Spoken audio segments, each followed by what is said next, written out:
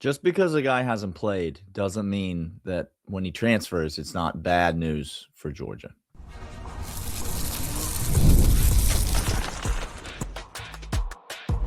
You are Locked On Bulldogs, your daily podcast on the Georgia Bulldogs. Part of the Locked On Podcast Network, your team every day.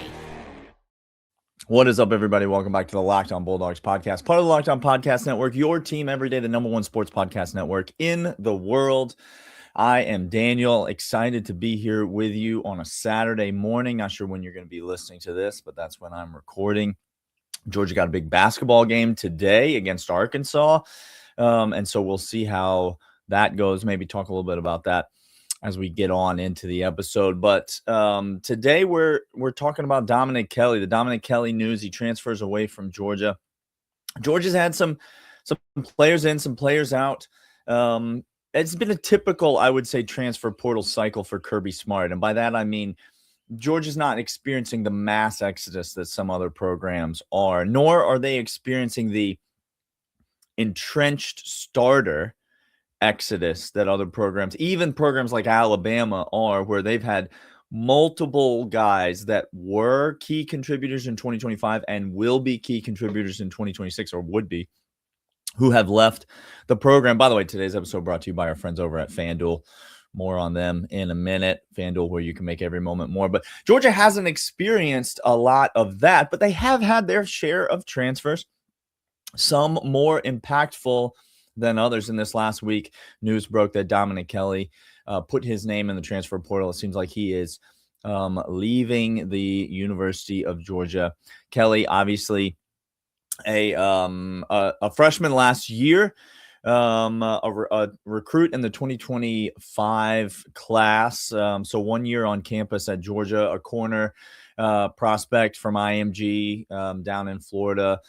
And I'll be honest with you, this is news that is bad for Georgia football. This is bad news for Georgia football. And maybe not for the reason that you think it's bad news. So let me start with why it's not bad news. Dominic Kelly was not going to be a starter, or really even probably a contributor on the 2026 Georgia football team. There's a chance that he could have elevated his game, and he could have seen the field, and he could have taken some snaps, and he could have been a factor in the corner rotation. Obviously, Georgia taking a corner this last week in the cycle. Clint and I talked about that on an earlier episode, so you can go back and listen to that. But Georgia loses Dalen Everett to the NFL draft. That was expected. Georgia retains Ellis Robinson and DeMello Jones, their two by far most experienced corners, coming back, and then bulk up the secondary in the transfer portal. And so it felt like corner was pretty well established. But so Dominic Kelly was not going to be a factor for Georgia in 2026, except in the case of an injury. And obviously, you always want quality depth. You always want more players. If you talk to Kirby Smart, he'll say, we never have enough good players at any position. So I'm not really necessarily talking about that. But in a normal scenario, Dominic Kelly probably was not going to factor. He did get in 2025 and saw some action, and he didn't play great, and I put zero stock in that. He wasn't going to be a factor this year just because there was still too much in front of him on the depth chart. So that's not why it's a big loss for Georgia. It's not like when Wilson transferred last year at the outside linebacker position, and Georgia, like, he was going to be the guy at outside linebacker, and then he leaves. Obviously has a good season at Missouri, and it took Georgia a bit for Gabe Harris and company to Quintavious Johnson to elevate their games this year, and we saw it. We felt it early in the season. That's not Dominic Kelly. That's not why this is a big loss. The reason that this is a big loss is because Dominic Kelly is a good football player, and the way that you become an elite football player at Georgia is you come and you develop. Now, some of those guys develop on the field. Like a KJ Bolden, he has done his developing on the field, But some guys, like Ellis Robinson, for example, develop off the field. Ellis Robinson didn't get very much run at all as a freshman, similar to Dominic Kelly. And when he did get in the game, he wasn't very good as a freshman. But he developed. He continued to grow. He continued to receive coaching from this Georgia staff. And as he did so, he developed his game. And even this season, at the beginning of the year, Ellis Robinson, I won't say he wasn't very good, but he certainly wasn't elite. You saw what the Ellis Robinson you saw at the end of the season and the Ellis Robinson you saw at the beginning of the season were two totally different players. Why? Because he developed. Now, next year as a junior, think about who Ellis Robinson is going to be. If you're not excited about who this kid is going to be, well, why is he going to be that? Because he wrote it out, because he trusted the process, to borrow a phrase from the GOAT, Nick Saban, because he trusted the process, because he wrote it out, because he knew that to get where he wanted to go, he needed to stay at Georgia and wait his turn. It's a bad loss for Georgia because I think Dominic Kelly is going to be a good football player. I really do. I think he's talented. I think he's too talented not to be a good football player. And I think he's got a lot of things about his game that honestly will translate to high-level SEC corner play. And he's going to go somewhere right now and get an opportunity to play earlier. And for him, that feels like a win. I understand that. But these are the kinds of transfers that really hurt me. It's not, there's some guys that's like, yeah, you should transfer. These are the transfers that, from my standpoint, these are the types of transfers that I'm like, man, I just hate it for this kid because I really do feel like he's making the wrong decision long term.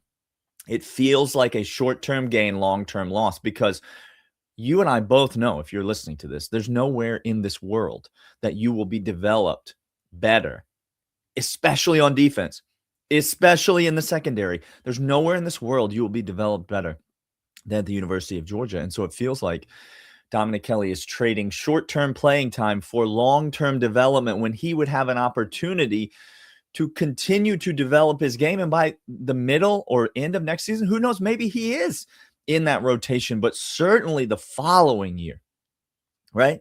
Ellis Robinson's only here for one more year, y'all. Like, you know that. Certainly the following year, he projected to be maybe the best corner on the team in 2027. That's the kind of loss for me that I feel like this is for Georgia. It's not an immediate impact, but it is a very significant loss. So more on that in a bit. We'll come back. We'll jump back into that and a few more things. But first, these. And these are FanDuel. FanDuel, the number one sports book in the country, the official sportsbook partner of the Locked On Bulldogs podcast. It's the place that Clint and I go to place all of our wagers. College football playoff, obviously, on a championship game on Monday. NBA season in full swing. And during the college football playoff, FanDuel users get a profit boost waiting for them right there in the app. You get the profit boost on bets that you feel good about, and you ride with the team that you were going to take anyway. And then the payout is even bigger when you win. Or you take that profit boost and you build a parlay, kind of a long shot, something that maybe you don't drop a big bet on it, but maybe you sprinkle a little bit on there. And you know that in the college football playoff national championship, FanDuel's got every single one of those in-game, same game parlays. There'll be player props available. You'll be able to go yardage props on Fernando Mendoza. You'll be able to do it all. You apply that profit boost and you get even bigger winnings when you win. FanDuel also pays out instantly, which is perfect for playoff football. FanDuel is the best place to get in on the action all playoff long. That's the college football playoff and the NFL playoffs. And so you can visit FanDuel.com to get your college football playoff boosts every single day. FanDuel, make every moment more. So yeah, Dominic Kelly transferring out. I think it's it's a problem for Georgia. Now, again, not a problem as in we'll be worse in 2026. We won't. We won't be worse in 2026 because Dominic Kelly transfers out. But I do think we'll be worse in 2027 because Dominic Kelly transfers out. And that's the kind of game you sort of have to play as a college football coach or college football program these days, is you got to be constructing rosters not just for this year, but for the following year. Again, with the transfer portal, it is more of like one season at a time, and you can't really wait on guys because you don't know if those guys are going to wait on you. But still, with Kelly in the portal now, I think corner recruiting in this upcoming cycle just becomes absolutely paramount. And I think you could pretty much bet that in the next transfer portal cycle, Georgia's going to be looking for a corner. Because again, you know that Ellis Robinson is gone. I don't know if maybe DeMello Jones is gone as well. Depends on what kind of season he has. I certainly think he has the upside and the ceiling. He might head to the NFL as well. Georgia could be out 2 corners. And then with the transfer coming in that we talked about earlier in the week, he's gone after this year as well. And so I think the 2027 with Kelly leaving, he was the one guy that I think that you could say pretty definitively was going to start for Georgia in 2027. Obviously, who knows, and everything's up in the air and anything could happen. But as far as you could project, you could say, yeah, it was probably going to be him and DeMello Jones in 2027. And as a Georgia fan, you're like, I love that. I mean, this highly recruited kid, 3 years in the program, developing, taking the coaching of the staff. Man, why would you not feel really great about that? Now with him leaving, I think it's not like, again, it's not like you are absolutely screwed at Georgia when it comes to the cornerback position. But, you look at a guy like Caden Harris, who Georgia signed, kid out of Tennessee. You look at a guy like Justice Fitzpatrick, who a lot of people were really excited about from St. Thomas. Both of these guys in the 2026 class. Those guys coming onto campus now and having that 1 year in the program, don't necessarily expect for them to be big factors in this 2026 class.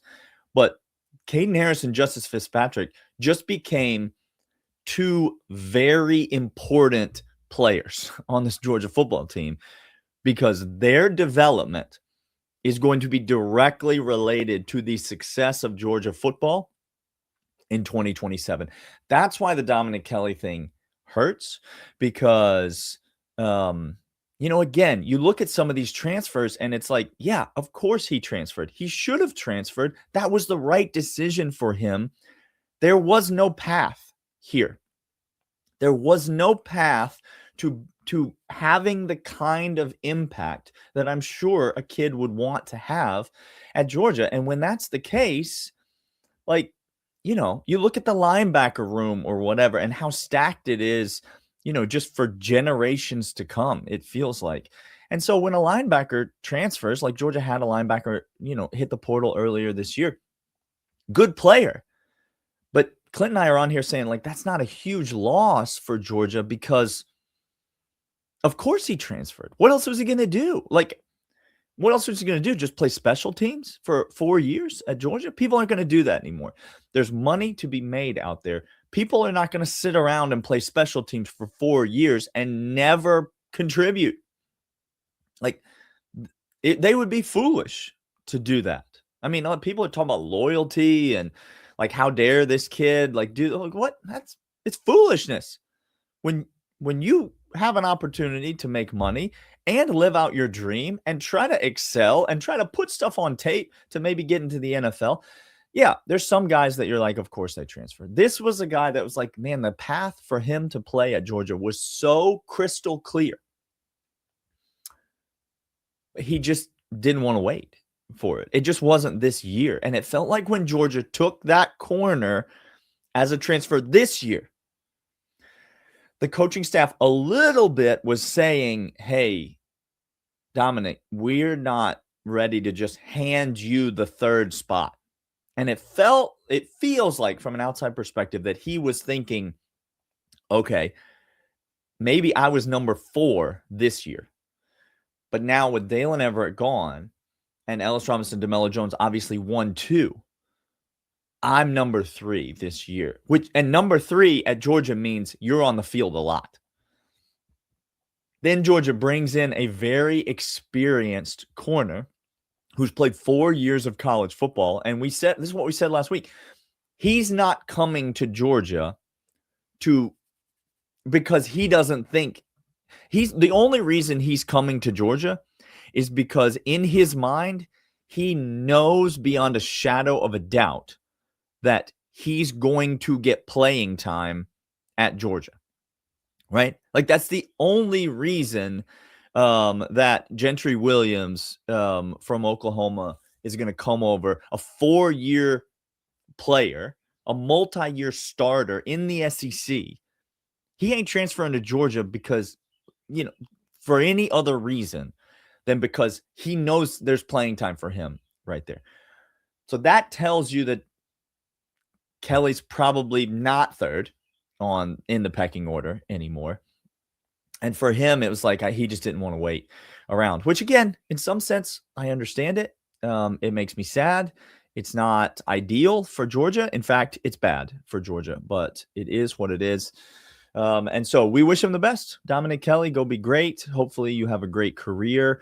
I don't necessarily agree with the decision long term, but I hope it works out for you. And for Georgia, again, those 2 young guys, which you won't see. It's not like you're going to see them on the field, except in garbage time, maybe. But those 2 young guys, their development this year is going to be very important for 2027 and the Georgia Bulldogs, because again, at least one of these 2 corners and Gentry Williams. So at least 2 of the 3 corners that Georgia has right now are gone after this year. You could pretty well take that to the bank. All right, we'll be right back. We've got some more to cover, but first, these.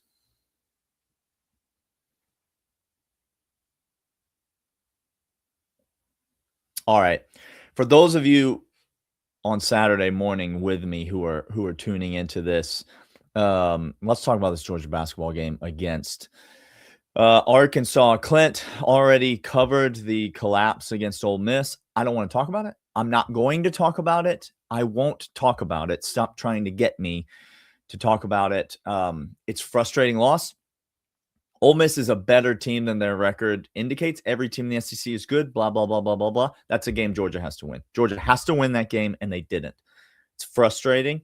But now you can't just sit there and lick your wounds, because now all of a sudden you have a massive opportunity at home to beat a very good John Calipari Arkansas team.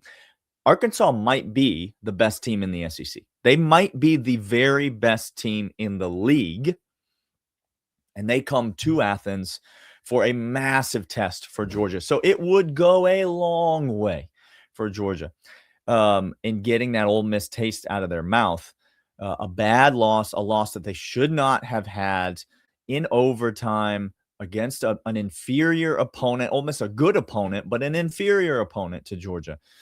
And I'll tell you that the things that concerned me about that loss are how dependent Georgia was on Cannon Catchings and Jeremiah Wilkinson. I know these guys are good, and Cannon Catchings really elevated his play both against South Carolina and against Ole Miss, really looked good in both games. But that's not how this Georgia team wins. This Georgia team doesn't win consistently with 2 guys scoring over half of their points. And that's what we had in this game. Jeremiah Wilkinson and Cannon Catchings combined for over 50 of Georgia's points. That's not how Georgia's going to get it done. That's not how the team is constructed. This team is built to get shots spread around, to have everybody touch the ball, to have everybody contribute. And like when Blue Cane scores 3 points in 21 minutes, that's not going to get it done for Georgia. That's just not a long-term sustainable success. Only 3 guys in double figures for Georgia. They weren't getting anything from Santos Surreal, either in the lob game, in the low post game, which it just means the ball wasn't moving. So yes, Georgia scored 97 points in this game. But the thing that concerns me offensively is that sometimes there's like, if those 2 guys, or if any 2 guys on this roster feel like they need to take over the game, that's a problem for Georgia. The ball should be moving. There should be multiple touches for multiple guys, and that should create good shots for Georgia over the course of a 40-minute game. So that's the thing that concerns me offensively. And then defensively, guys, I don't know. I mean, it's an overtime game, whatever. How many more times are we going to give up 90-plus points?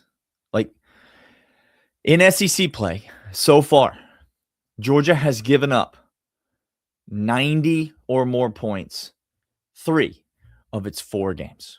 97 to Ole Miss, 92 to Florida, and 100 to Auburn. 90-plus points in 3 of the 4 games. And by the way, Georgia is 2-1 in those games. The only game where Georgia defensively actually played, and this is, first of all, it was South Carolina. They gave up 70 points to South Carolina. South Carolina missed a lot of free throws. They missed some shots. But Georgia down the stretch in that game did play better defensively, and that is the reason that they were able to get that win. I understand that Georgia plays a high volume type of basketball. They run a lot of possessions. There are a lot of possessions in a Georgia basketball game, so the scoring is going to be higher because of the nature in which we play, the style in which we play. But you got to get stops. Like, you can't be giving up 90 plus every single night. 3 out of the 4 SEC games giving up 90 plus, and you're 2-3 in those games. Well, yeah. You know why? Because it's hard to outscore somebody in the 90s when that team is also really good. And so 2 times you've seen Georgia get burned by that. And to be quite honest, they could have almost lost, you could argue, should have lost that Auburn game. And so you just feel like this Georgia team is playing with fire. If Georgia's going to beat Arkansas today, Arkansas is athletic. They want to get out. They want to run. They're not going to have any problem running with Georgia.